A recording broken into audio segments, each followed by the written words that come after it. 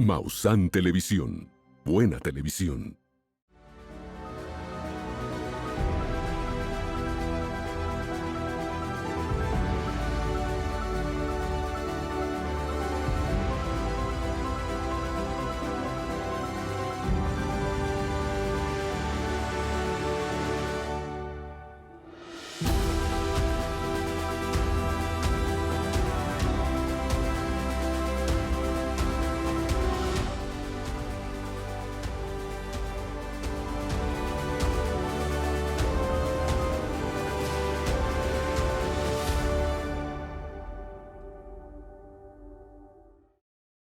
Esto es Tercer Milenio. Soy Jaime Maussan.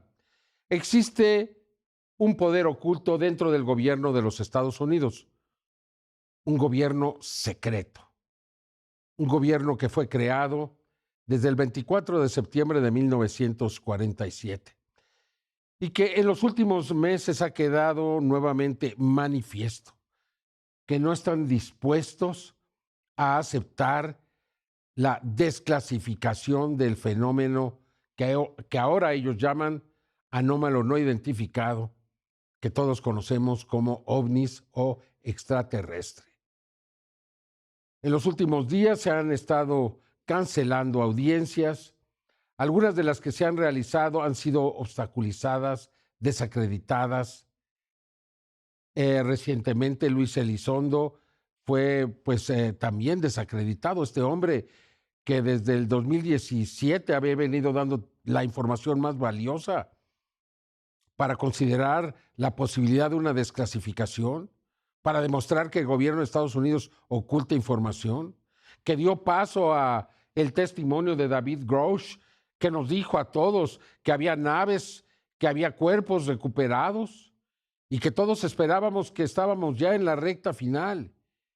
Todo esto parece estar cambiando. Existen nuevamente amenazas de muerte. Pues recordemos que desde 1947, cuando se creó el grupo Majestic 12, se dieron estas amenazas a los testigos que estuvieron en Roswell. La muerte relacionada directamente con James Forrestal, secretario de la Defensa, quien se puso a hablar de los extraterrestres, lo destituyeron como secretario de la Defensa y el día que iba a salir de un hospital mental al que lo habían recluido, se arrojó por una terraza. Difícil de creer. Esa es la situación que nuevamente volvemos a vivir. El fenómeno ovni se vuelve nuevamente peligroso para aquellos que lo investigamos. Están resurgiendo los llamados hombres de negro y todo vuelve a las eras oscuras. Es muy triste. Espero estar equivocado, pero eso es lo que yo veo que está sucediendo. Vamos entonces a esta historia. Yo le voy a dar a conocer con nuestro equipo, desde luego, todo lo que ha pasado prácticamente desde el junio de 1947, cuando Albert Einstein y Robert Oppenheimer le dirigen una carta al presidente Truman, y desde ahí Truman realmente se aterrorizó. Y ahí cambiaron las reglas del juego. Aquí se lo vamos a explicar paso a paso en esta investigación especial que me parece a mí muy importante, muy relevante en estos tiempos. Vamos entonces al inicio de esta historia. El 16 de agosto de 1945, una nave de origen extraterrestre se precipitó en las arenas del desierto de la localidad de San Antonio, en Nuevo México, Estados Unidos.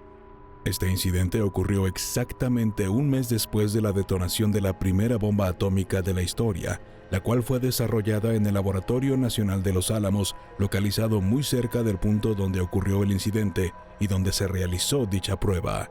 La caída de la nave fue presenciada por 2 niños de origen mexicano, quienes observaron la presencia de seres que se movían de manera errática en el lugar donde se estrelló el objeto. Asimismo, los 2 testigos vieron durante varios días cómo equipos militares retiraban la nave accidentada. Este evento inquietó a los científicos y militares que trabajaban en el Proyecto Manhattan, nombre clave utilizado para el programa de desarrollo de armamento atómico. Para científicos como Albert Einstein y Julius Robert Oppenheimer, quienes fueron personajes clave en el estudio e investigación del átomo y su aplicación en la industria bélica, la presencia de visitantes de otros mundos era inminente. Por ello decidieron redactar una carta dirigida al entonces presidente de los Estados Unidos, Harry Truman, la cual fue enviada en junio de 1947. En dicha carta le transmitieron su preocupación al cuestionar qué tipo de derechos se les otorgaría a estos seres inteligentes. También plantearon preguntas como: ¿se les permitiría tener propiedades? ¿Podrían vivir en la Tierra? ¿Tendrían libertad de desplazarse por cualquier lugar del planeta sin necesidad de pasaporte? ¿Cómo los vamos a manejar? ¿Qué les vamos a pedir? ¿Qué les vamos a ofrecer nosotros como especie? ¿Cómo los vamos a tratar? Y sobre todo cuestionaron cómo nos vamos a comportar los seres humanos ante la inminente llegada de estos seres de las estrellas. Como era de esperarse, el presidente Harry Truman sintió temor al leer esta carta y concluyó que no estábamos preparados para un contacto con seres de otros mundos, ya que eso implicaría establecer una relación formal con los visitantes. Para un país que había salido vencedor de la Segunda Guerra Mundial, esto no era lo más adecuado ni lo más conveniente. Estados Unidos se consideraba el gran vencedor, por lo que se decidió que no se negociaría con nadie.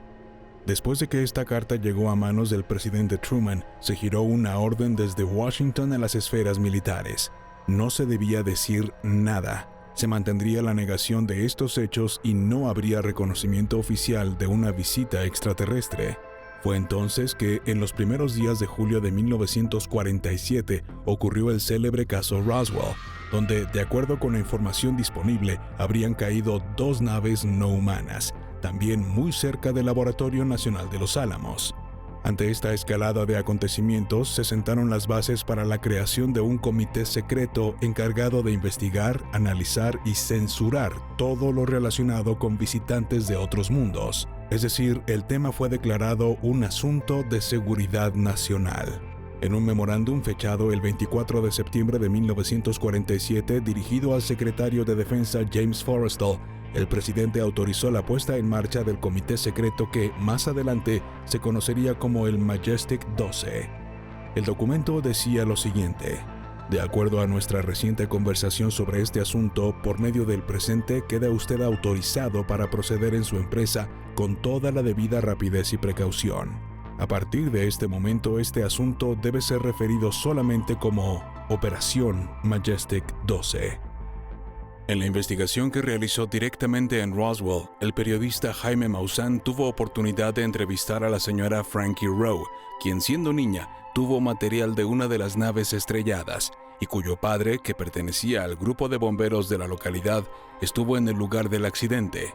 En su testimonio, la señora Rowe recordó cómo su padre y ella misma fueron amenazados si hablaban de lo que habían visto.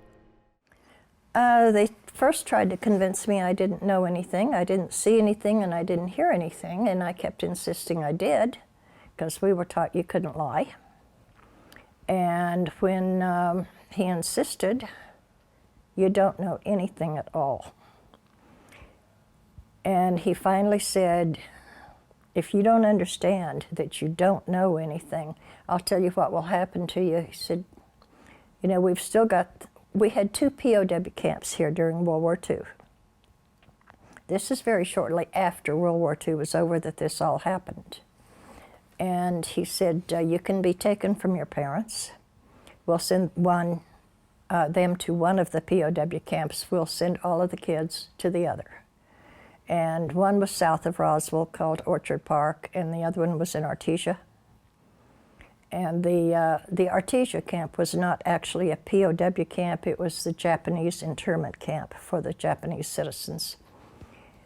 And he said, now if that doesn't convince you that you can't talk about this, we can just take you out here and kill you in the desert. He said, it's a big old desert and nobody will ever find your bodies. So we'll just bury you out there and nobody will ever know you were ever here. So I promised I wouldn't talk about it. El comité creado por Truman se mantuvo oculto en las sombras durante décadas. Nadie conocía de su existencia y se tiene conocimiento de que con distintos nombres, relevos generacionales y fachadas sigue actuando hasta el día de hoy. No obstante, la creación y operaciones de Majestic 12 saldrían a la luz la mañana del 11 de diciembre de 1984, cuando el productor e investigador Jaime Shandera, al encontrarse en su domicilio, recibió un sobre sin remitente, el cual contenía un rollo de película fotográfica de 35 milímetros sin revelar. Intrigado por el contenido de dicha cinta, esa misma noche, en compañía de su socio William Moore, acudieron a su empresa y lo revelaron. Sorprendentemente, las fotografías no eran de personas o lugares. Se trataba de un archivo numeroso de documentos clasificados como ultrasecretos y que estaban relacionados con una organización militar secreta, encargada de conducir en el más profundo de los secretos las investigaciones a nivel gubernamental de la presencia ovni extraterrestre. A este archivo se le denomina como los documentos Majestic 12, ya que en los mismos se revela la existencia de un comité del mismo nombre y que en su contenido se entienden las razones por las cuales el gobierno de los norteamericanos determinó ocultar toda la información concerniente a la presencia de seres no humanos entre nosotros. De acuerdo a la investigación en torno a los documentos Majestic 12, la recuperación de naves y cuerpos de seres de origen extraterrestre pusieron en alerta máxima a las altas esferas políticas y militares para actuar en consecuencia y crear esta comisión, que sería la encargada de ocultar para siempre esta información a la opinión pública. En la página 2 se detalla la lista completa de los 12 integrantes de alto perfil que estaría conformado por científicos, líderes militares y asesores de inteligencia que conformaron el primer comité de Majestic 12, quienes fueron elegidos por la responsabilidad de sus cargos, lealtad y gran discreción. En un momento sumamente desconcertante de la historia alrededor de los documentos Majestic 12, el 22 de mayo de 1949, tan solo 2 años después del inicio de operaciones de este comité, el secretario de Defensa James Forrestal, uno de los hombres más cercanos y de confianza del presidente Harry Truman, se suicidó arrojándose de una ventana de un hospital de salud mental donde estaba internado. Al menos eso es lo que cuenta la versión oficial, ya que profundas investigaciones relacionadas con su actividad en Majestic 12 revelan que este fue separado del cargo cuando se convenció de que era un crimen ocultar la información de la presencia extraterrestre a la humanidad. James Forrestal sería, para el registro histórico, la primera víctima mortal de Majestic 12. De hecho, trascendió que el día de su supuesto suicidio sería dado de alta de la institución mental donde se encontraba. Ante toda esta enorme influencia, manipulación y control de estas élites militares, fue el propio presidente norteamericano Dwight Eisenhower quien en su último discurso dirigido a la nación el 17 de enero de 1961 advirtió sobre la enorme influencia que tienen los militares en los asuntos más sensibles del país, refiriéndose a este grupo como una empresa militar. Esta conjunción de un inmenso establecimiento militar y una gran industria armamentista es nueva en la experiencia estadounidense. La influencia total, económica, política, incluso espiritual, se siente en cada ciudad, cada casa del Estado, cada oficina del gobierno federal. Reconocemos la necesidad imperativa de este desarrollo. Aún así, no debemos fallar en la comprensión de sus graves implicaciones. Nuestro esfuerzo, recursos y modo de vida están involucrados, así como la estructura misma de nuestra sociedad. En los consejos del gobierno debemos protegernos contra la adquisición de la influencia injustificada, buscada o no buscada, por el complejo militar industrial. El potencial para el desastroso ascenso del poder fuera de lugar existe y persistirá. No debemos permitir que el peso de esta combinación ponga en peligro nuestras libertades o procesos democráticos. No debemos dar nada por sentado. Solo una ciudadanía alerta con conocimiento puede obligar al adecuado enmayamiento de la enorme maquinaria de defensa industrial y militar con nuestros pacíficos y métodos y metas para que esta seguridad y libertad prosperen juntas. 6 años más tarde, en 1953, como una ramificación de Majestic 12, surgiría la Comisión Robertson, que fue un comité de científicos reunido por la Agencia Central de Inteligencia, la CIA, y dirigido por el físico Howard P. Robertson. Después de revisar los informes de la Fuerza Aérea y discutir el tema durante varios días, la Comisión Robertson llegó a las siguientes conclusiones. No encontraron evidencia de una amenaza directa a la seguridad nacional por parte de los ovnis. No encontraron evidencia de que los objetos avistados fueran de origen extraterrestre o representaran el uso de principios científicos desconocidos. Consideraron que la mayoría de los avistamientos podían explicarse como identificaciones erróneas de objetos convencionales, fenómenos naturales o ilusiones psicológicas.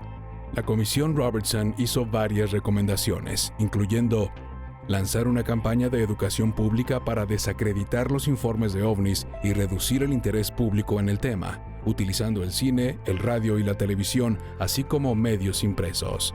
Monitorear a los grupos civiles de investigación de ovnis debido a la preocupación de que pudieran ser susceptibles a la influencia subversiva. Mejorar los procedimientos de recopilación y análisis de informes de ovnis por parte de la Fuerza Aérea con un enfoque en explicaciones racionales. Sin duda que las conclusiones del panel Robertson parecería el manual de operaciones de las agencias que actualmente están utilizando exactamente los mismos argumentos para desacreditar la presencia ovni extraterrestre en nuestro mundo. Durante décadas se habló de los hombres de negro. Incluso se hizo una película de comedia donde se ridiculizaba el tema. Pero fue más que cierto. A algunas personas les costó la vida. El grupo existió y el grupo era letal. Incluso uno de ellos, antes de morir, decidió dar un testimonio y en él confiesa la muerte de algunos de los investigadores del fenómeno. Esto es increíble, que hayan matado gente para que no se supiera que esto era verdad. Es un crimen verdadero, es un crimen real, es un crimen que tiene que algún día ser juzgado. Vamos entonces a conocer a los verdaderos hombres de negro. Desde el comienzo de la era moderna de la investigación ovni, iniciada a finales de la década de los 40, escritores e investigadores de este fenómeno han registrado una extraña intervención que acompaña a algunos de los casos más importantes. Esa extraña presencia es denominada como los hombres de negro. Al parecer, se trata de miembros de una organización secreta dependiente del gobierno estadounidense, la llamada Oficina de Investigaciones Especiales de la Fuerza Aérea. Sin embargo, también se expone que podrían pertenecer a una facción de la Agencia Central de Inteligencia, CIA, el Buró Federal de Investigaciones, FBI, o la Agencia de Seguridad Nacional, NSA. Otras teorías aún más extravagantes proponen que se trata de los propios extraterrestres infiltrados entre nosotros. Generalmente se reporta que viajan en grupos de 3 individuos, vestidos con trajes negros, que se movilizan en elegantes automóviles del mismo color. Su función sería persuadir a todas aquellas personas que hablaban abiertamente de sus experiencias con el fenómeno ovni. El incidente de la isla Maury fue uno de los primeros y más enigmáticos relatos de avistamientos de objetos voladores no identificados, ovnis, en la historia moderna. Ocurrió el 21 de junio de 1947 en el estado de Washington, Estados Unidos. ¿Qué sucedió? Harold Dahl, mientras patrullaba en su barco junto a su hijo y su perro cerca de la isla Maury, afirmó haber observado 6 objetos voladores con forma de anillo en el cielo. Uno de ellos comenzó a emitir una sustancia metálica caliente que cayó sobre su embarcación, causando la muerte de su perro y heridas en el brazo de su hijo. Dahl también reportó haber sido visitado posteriormente por un hombre vestido de negro que le advirtió no hablar sobre lo ocurrido, lo que constituye una de las primeras menciones de los hombres de negro en la investigación del fenómeno ovni. Asimismo, poco conocido es el incidente mexicano, en el que también estuvieron involucrados los hombres de negro. El 13 de mayo de 1975, el entonces joven piloto aviador Carlos Antonio de los Santos regresaba de Zihuatanejo a la Ciudad de México, cuando repentinamente vio 3 objetos discoidales acercándose a su avioneta, posicionándose 2 a cada extremo del fuselaje y otro en la parte inferior. El suceso provocó momentos de gran tensión tanto para el piloto como para los controladores de vuelo. Este incidente tuvo una gran difusión e impacto en los medios de comunicación. Meses más tarde, De los Santos fue invitado a un programa de televisión. nunca llegó a la cita. Al encontrarse muy cerca de la televisora, fue interceptado por 2 automóviles negros, de los cuales descendieron 4 extraños hombres y que en tono amenazante le pidieron que desistiera de su intención de seguir hablando del caso. Así lo recordó el propio piloto Carlos Antonio de los Santos en entrevista concedida para Tercer Milenio en el año 2013. Los 4 vestidos de negro, los 4 completamente iguales. Haz de cuenta un robot, pero iguales, completamente iguales. Su color de pelo, un color amarillo, lampiños, de un tipo nórdico. Palabras muy mecánicas, muy textuales, un español perfecto. Me dice, si aprecias en algo tu vida y la de tu familia, ya no hables, ya no digas nada. El último caso registrado de la presencia de un hombre de negro está relacionado con un video que en días recientes, a través de redes sociales, se ha convertido en tema de amplia discusión. En dicha grabación se expone la lectura de un manuscrito por parte de un hombre que poco antes de morir le hizo llegar este escrito a un amigo cercano para que fuera revelado a la opinión pública. En estas cartas aseguró haber sido reclutado por el gobierno norteamericano a principios de la década de los años 70 para participar activamente como hombre de negro, realizando actos reprobables. Al investigar sobre esta grabación, encontró que esta se trata de un fragmento del documental Alien Overlords del director Richard Lowry, quien señaló que su trabajo está basado en hechos reales y que para proteger la identidad y seguridad de los testigos relacionados con la historia, cambió a las personas, nombres y lugares. Asimismo, apuntó que el manuscrito es real. El documental fue proyectado en el año 2018 con muy poca respuesta de la audiencia. Sin embargo, ha llamado la atención en los últimos días por una serie de datos revelados en la lectura del manuscrito que parecen ajustarse fielmente a la realidad documentada de los hombres de negro y grandes sucesos de la actualidad. Juzgue usted.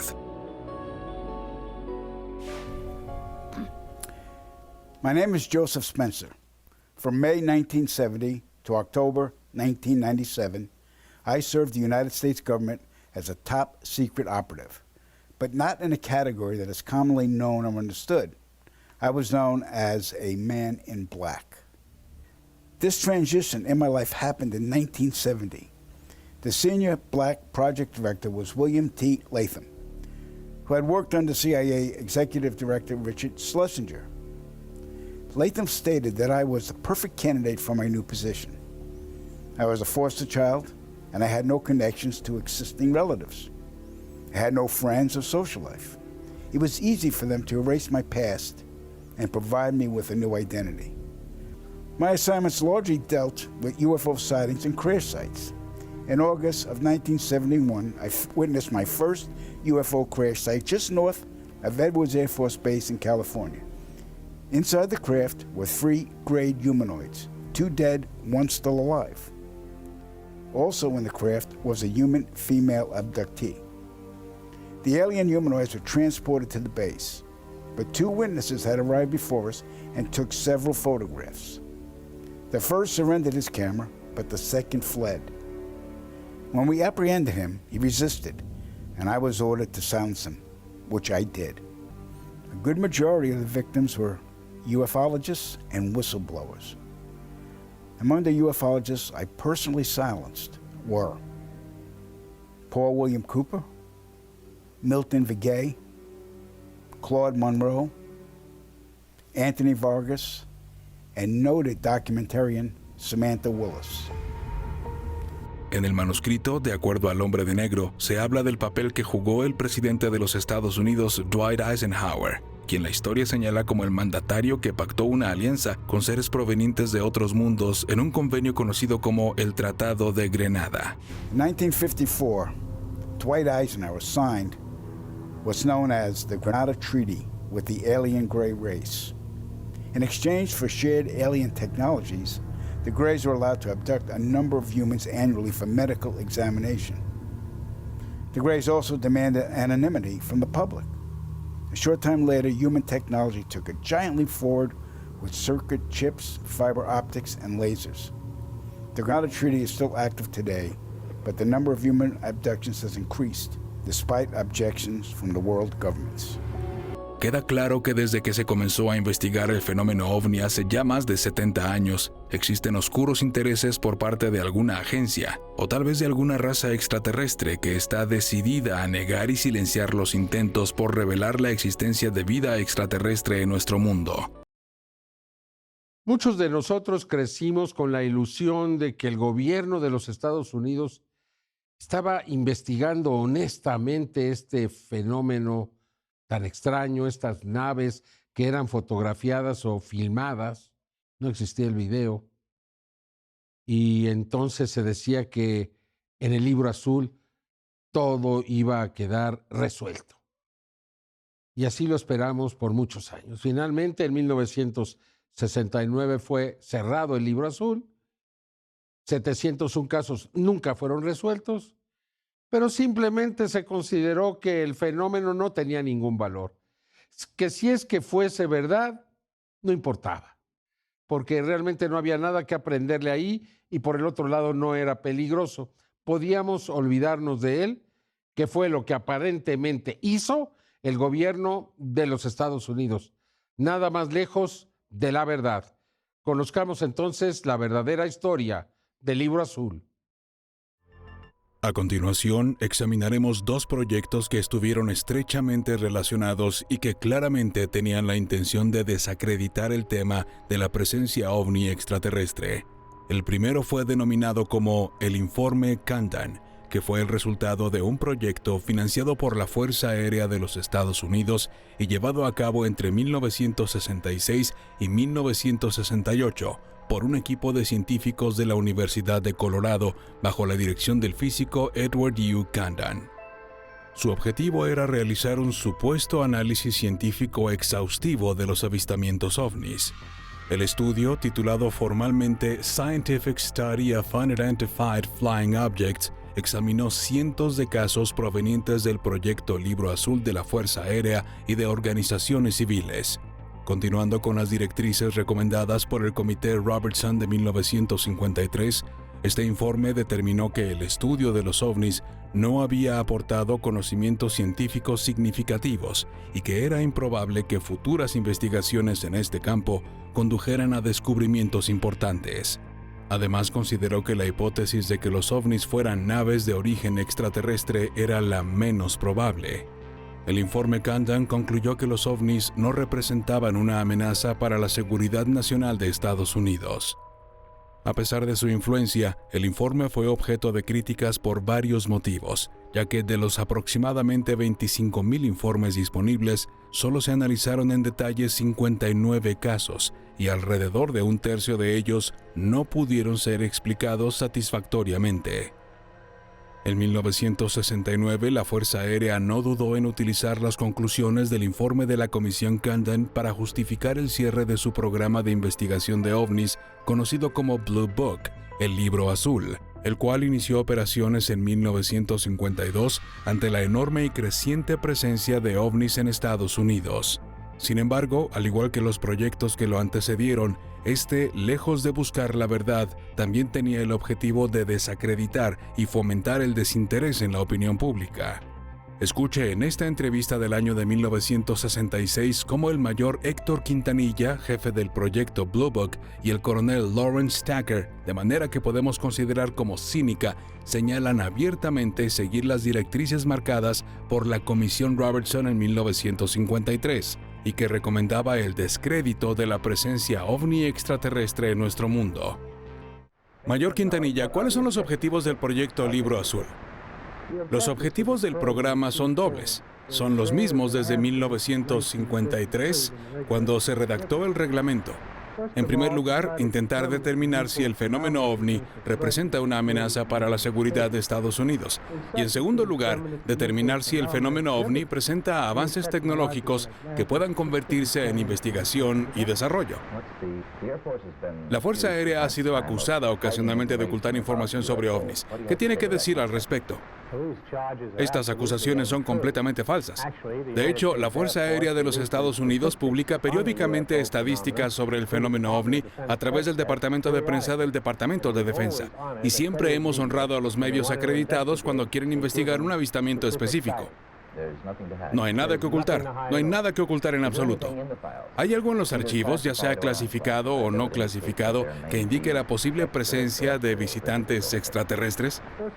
En primer lugar, el proyecto no está clasificado en absoluto, y no hay nada en los registros que indique que hayamos sido visitados por una civilización extraterrestre. De todos los casos analizados por el proyecto Blue Book, la mayoría fueron explicados como globos meteorológicos, ilusiones ópticas, errores de interpretación o aeronaves convencionales.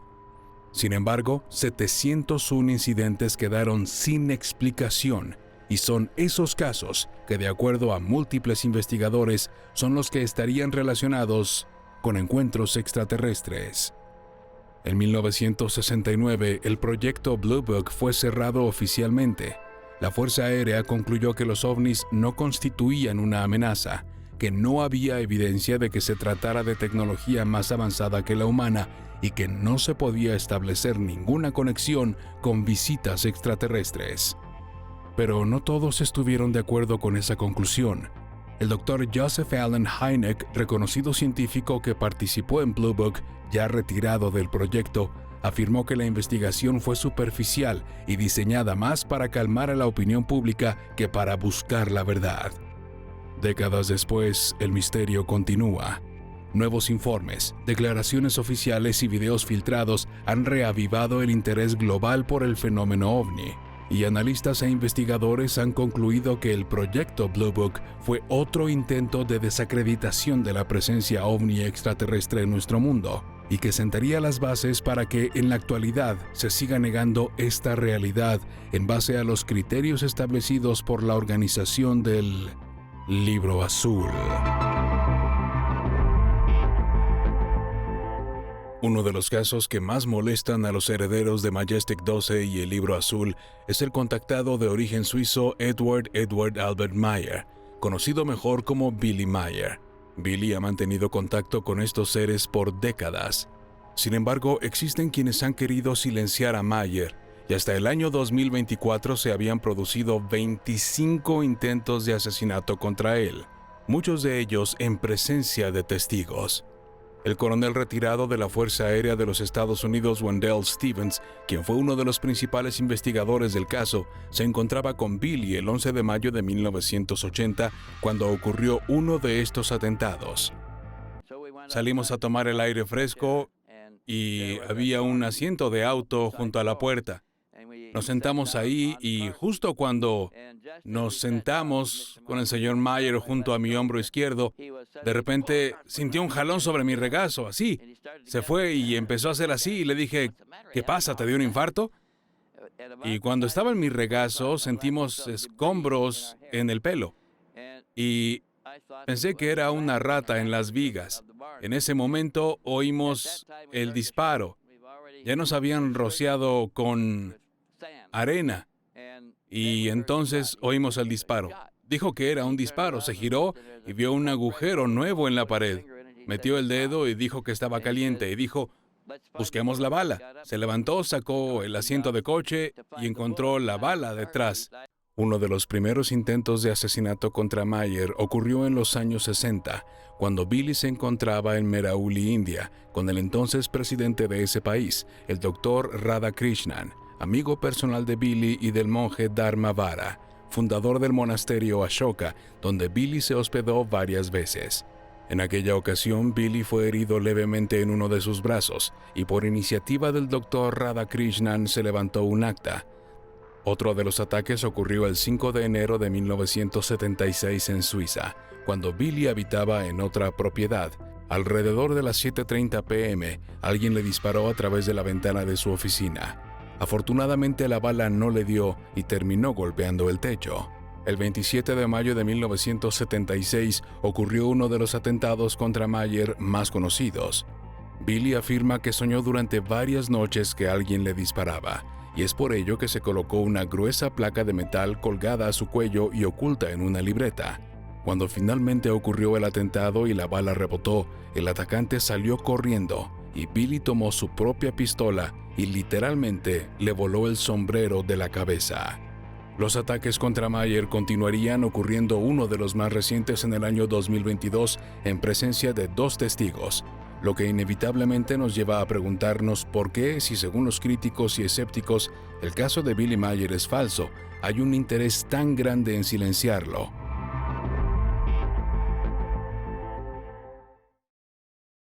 Bueno, a los personajes que le vamos a presentar, usted los va a escuchar decir, me dijeron que si no me callaba, utilizarían fuerza letal. ¿Usted qué haría si alguien le habla, le dice, o te callas o voy a usar fuerza letal contra ti? Pues eso es lo que está pasando, para que nos demos cuenta a qué nivel está llegando y la resistencia que existe para que no haya desclasificación, para que usted no se entere. Sin embargo, yo le puedo asegurar que esto seguirá avanzando, que estamos en un punto donde difícilmente lo van a parar. Lo están intentando, pero yo espero que no lo van a lograr. Vamos entonces a conocer estos casos, testimonios, el caso de Luis Elizondo. Cómo lo desacreditaron, cómo lo engañaron, cómo le tendieron una trampa, en la cual desafortunadamente él cayó. Yo espero que él reconsidere y continúe con su trabajo, porque por ahora ha decidido renunciar. Continuemos. El doctor Gary Nolan, reconocido inmunólogo y profesor de la Universidad de Stanford y quien ha sido nominado al Premio Nobel, es ampliamente conocido por ser un científico de alto perfil que ha mostrado abiertamente su interés por la presencia de vida inteligente extraterrestre en la Tierra. El reconocido hombre de ciencias ha declarado públicamente haber recibido amenazas relacionadas con sus investigaciones y declaraciones sobre fenómenos aéreos no identificados, UAPs y tecnologías no humanas.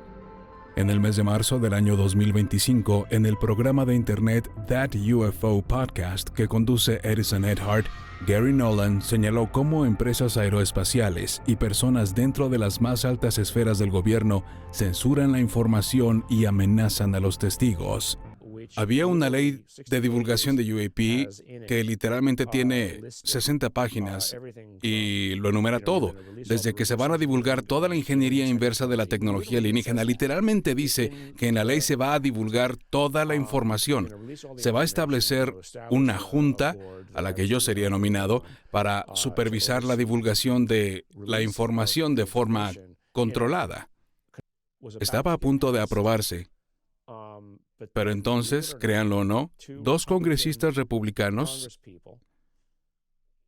el jefe de la agencia de inteligencia, el comité de inteligencia y el jefe de las Fuerzas Armadas, vinieron y presionaron en contra, y entonces todas las empresas aeroespaciales llegaron y dijeron, no pueden hablar de esto. Literalmente presionaron, dijeron que no deberíamos divulgar esta información. Asimismo, en el podcast That UFO Podcast, Nolan mencionó haber sido advertido por representantes gubernamentales sobre las consecuencias de hablar públicamente sobre el fenómeno OVNI. Lo he dicho públicamente, así que lo diré de nuevo. Bien, aquí me amenazaron personalmente porque sabía de una conversación que tuvo lugar en algún lugar y la mencioné de forma elíptica en una transmisión pública. Literalmente, un par de días después, recibí una llamada de un amigo que me dijo, XYZ en la Casa Blanca está muy molesto contigo y no deberías volver a decir nada parecido porque se aplica el título 18. ¿Y eso qué significa? Se puede usar fuerza letal. No bromeo. Dios mío. Colgué el teléfono y, sinceramente, rompí a llorar. Llamé a un amigo periodista para informarle, para decirle qué me acababa de pasar. Me amenazaron, porque sabían lo que decía. Nadie más lo habría sabido, tenía razón en lo que aludía.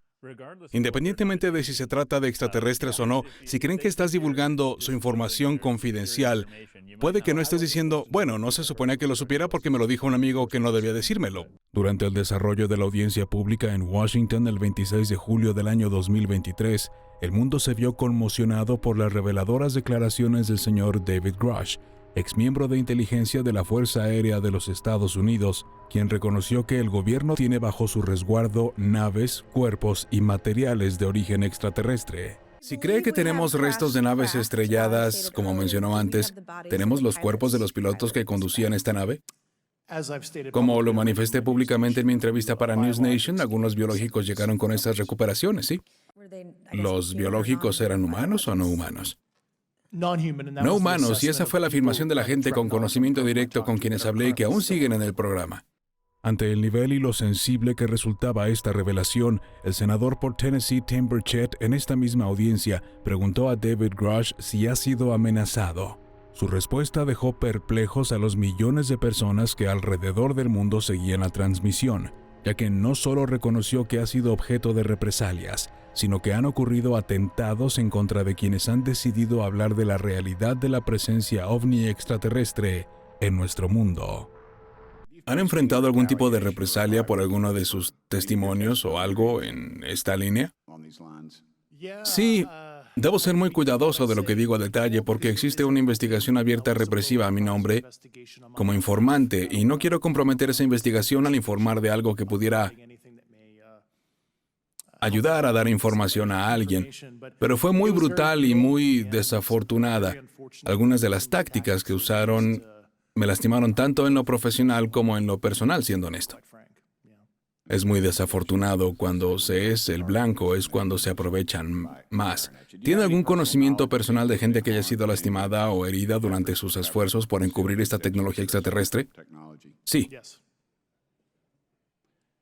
Personalmente. ¿Supo de alguien que haya sido asesinado, que haya sabido, escuchado? Debo ser cuidadoso para responder esta pregunta. He dirigido a personas con ese conocimiento a las autoridades apropiadas. Tan solo unos días después de las históricas declaraciones de David Grush, los encargados de resguardar el secreto, siguiendo el manual de la Comisión Robertson del año de 1953, iniciaron una campaña para tratar de desacreditar al denunciante más importante de los últimos años. El argumento era la de fijar en la opinión pública la idea de que el señor Grush padecía de sus facultades mentales.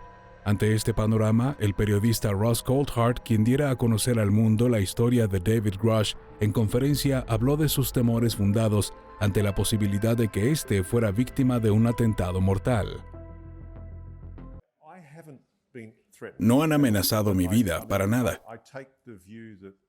Pero quiero decir que más bien sería a David a quien intentarían matar. Lo digo con toda seriedad. Me acuesto por las noches preocupado por David y otras de mis fuentes que, ya sabes, hay gente que ha cometido crímenes horribles, lo sé. Personas que han cometido crímenes terribles, no solo violaciones a la ley, crímenes, al ocultar este increíble secreto. Sin duda, un caso claro y abierto de un ataque de descrédito actual que está ocurriendo hoy en pleno año 2025 es el del señor Luis Elizondo, quien se encuentra en la mira de aquellos con poder que no desean que se dé a conocer la realidad de la presencia ovni extraterrestre. Luis Elizondo saltó al interés de la opinión pública mundial cuando su nombre fue mencionado por primera vez en el célebre artículo del diario The New York Times del 16 de diciembre de 2017, que denunciaba la existencia del Programa Avanzado de Investigación de Amenazas Aeroespaciales del Pentágono, encabezado por el propio Elizondo. Este revelador artículo expuso que la inteligencia y los militares norteamericanos continuaban investigando y analizando en el más profundo secreto la presencia de estos objetos que desafían todas las explicaciones convencionales. Asimismo, trascendió que Elizondo, en compañía del ex subsecretario adjunto de Defensa Christopher Mellon, había filtrado a la prensa las 3 famosas grabaciones en video registradas por aviones de la Marina de los Estados Unidos entre los años 2004 y 2015. Desde ese momento, Elizondo ha participado en múltiples foros, tanto dentro como fuera de los Estados Unidos, en diversos medios de comunicación y recientemente en una audiencia pública oficial en diciembre de 2024, donde habló abiertamente de su experiencia dentro de este programa OVNI secreto. Además, presentó su libro titulado Inminente, en el que reconoce el origen no humano de los objetos voladores que investigó para el gobierno estadounidense. En entrevista con el periodista Ross Coulthard, Luis Elizondo habló sobre lo que ha significado para él esta experiencia, así como de las amenazas y el acoso de los que ha sido objeto. Había pasado toda mi vida viviendo en las sombras. Como agente de inteligencia, el anonimato es tu amigo. Darme a conocer fue para mí una de las experiencias más difíciles. Entonces, ¿a la gente le están amenazando de muerte si hablan de esto? Por supuesto. Y por cierto, el gobierno nunca haría eso. Intenta entrar en el Área 51. Hay carteles en la valla que dicen que la fuerza letal está autorizada. Pueden usar la fuerza letal para proteger la seguridad nacional, las inversiones y los valores. Eso es lo que hacemos. Sufriste represalias y de hecho la Oficina de Investigaciones Especiales y la Fuerza Aérea iniciaron una investigación criminal en tu contra, ¿no? Lo hicieron.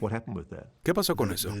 La acusación inicial fue que yo era responsable de la divulgación no autorizada y luego robé videos clasificados del Pentágono y un montón de cosas. Y resumiendo, la OSI de la Fuerza Aérea regresó y dijo, no, en realidad leemos las computadoras, no hay delito, no se llevó nada a casa y nunca tuvo una conversación sobre nada clasificado. Todo está desclasificado. Para hacer aún más notoria la orden de desacreditar y difamar a Luis Elizondo, ocurrió un hecho sumamente sospechoso la mañana del jueves 1 de mayo de 2025. Durante la realización de una audiencia en Washington, Elizondo presentó una fotografía que, según comentó, le fue entregada directamente por un piloto aviador. En la imagen se aprecia lo que parecía ser un objeto volador con forma de disco, aparentemente flotando sobre la zona de Four Corners en Estados Unidos. Más tarde, el propio Elizondo reconoció públicamente que no había investigado la fotografía, la cual resultó ser solamente un círculo en un campo de cultivo. Este error le valió ser objeto de una feroz campaña de difamación y descrédito en la prensa y en redes sociales. Podemos sugerir que el supuesto piloto que le entregó la fotografía pudo haber sido un agente encubierto con el objetivo de sembrar esta imagen y generar el descrédito de Elizondo. No obstante, es importante señalar que, a pesar de este grave error, de ninguna manera se demerita la importante y valiosa labor del exfuncionario del Pentágono, quien a partir de su experiencia logró grandes avances en el proceso de desclasificación. Cabe mencionar que antes de este incidente, el senador por Tennessee Tim Burchett ya había advertido que a Elizondo podría sucederle algún evento desafortunado. Incluso aprovechó para señalar que él mismo también ha sido advertido. No dudo de que si yo fuera él estaría nervioso cada vez que me subiera a un avión, cada vez que encendiera mi auto, una de mis motocicletas, señora. Simplemente no lo haría. Esta gente es despiadada y no tiene nada que ver con los partidos políticos. Se trata de poder y dinero. Y un exmiembro de la administración Trump me dijo que había pateado el avispero. Así que me di cuenta de que tal vez necesitaría un cuerpo de agentes para que me protegieran. Y lo tomo como una afirmación verdadera. Así que sí, pasan muchas cosas. Arruinan la vida de las personas, arruinan sus carreras y matan a las personas. No hay duda. Y sé que no estoy conspirando con lo que dices, pero es la verdad. Ese es el mundo en el que vivimos hoy. Uno donde prevalece la intención de acallar a todo aquel que desee dar a conocer la realidad de que no estamos solos. Existen casos como el de los seres tridáctilos o la esfera de Buga, que en nuestra próxima emisión le voy a presentar información verdaderamente extraordinaria, científica, analizada, con universitarios detrás de todo esto. Fantástico. ¿Y qué va a pasar? Uno se pregunta, y si me llaman y me dicen, ya cálmate, ¿qué voy a hacer? Voy a seguir, no se preocupe. Nosotros vamos a seguir hasta el final, pase lo que pase. Y vamos a presentarle las pruebas. Y se va usted a dar cuenta. Estamos muy cerca en Perú con los seres tridáctilos, muy cerca. Y la esfera de Buga, las sorpresas a la orden del día. Usted será testigo. Muchas gracias por acompañarnos. Lo espero en la siguiente emisión de Tercer Milenio. Hasta entonces.